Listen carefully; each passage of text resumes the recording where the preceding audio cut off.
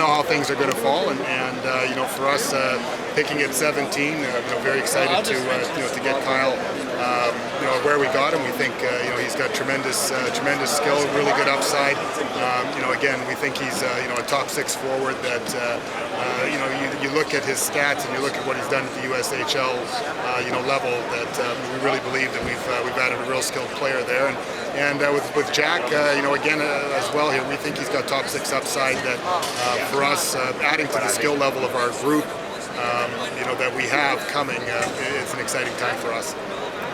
You talked about maybe trying to move up. Is the price tag just too high? Well, it wasn't even so much price tags. I think you take your best shots with the assets and the things that you have, and sometimes they're not a match. And we did try to swing for the fence a little bit, but I think a lot of teams did. And at the end of the day, you look and you see that really there wasn't a lot of substantial I guess swinging for the fence for the home runs accomplished. But that doesn't stop you from trying. And again, it's all part of the intrigue and the fun of the draft.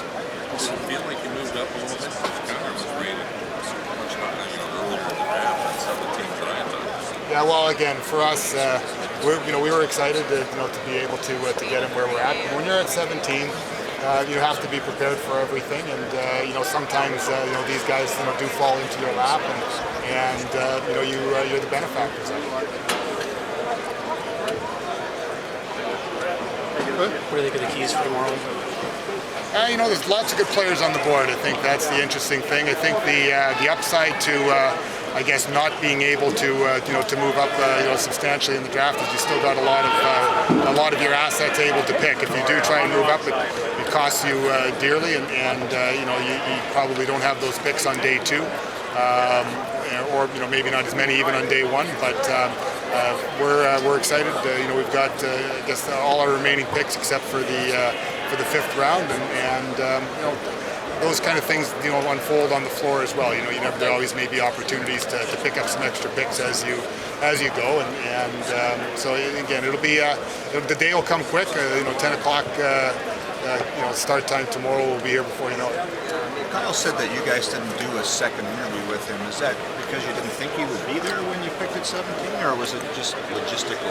Well, I think probably a little bit safe to say that we probably didn't think he was going to be there, and again, those are the kind of things that again, when you're drafting in the top 10, like last year we had 9, you kind of know the group that you might be looking at, and again here it's sometimes those things just fall into your lap, and it'll be something that as he progresses and everyone progresses, I think we're gonna even like it even more.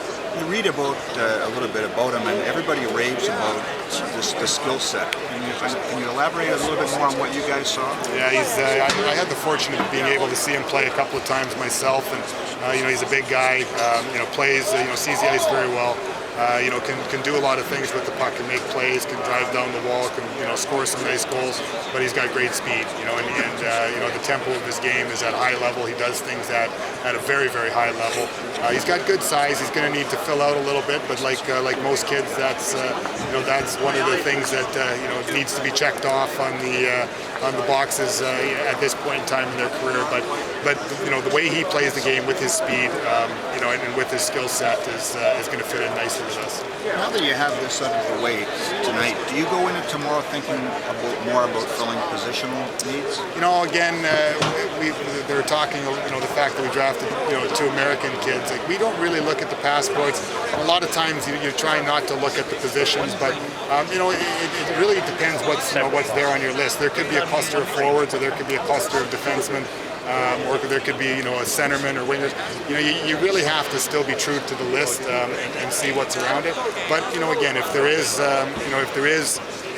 things side by side, you might look at the position a little bit more. What about the theory it might take a little longer because the guys are taking the call?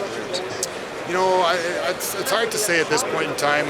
Again, from the projection standpoint of when anyone's ready to play, because if you look at the last couple of guys, you look at Jacob Trouba, he was ready, more than ready after his first year in college. So again, it's up to the individuals. And I say that in the sense that when they're ready, they'll show themselves, whether they're in junior college or in Europe.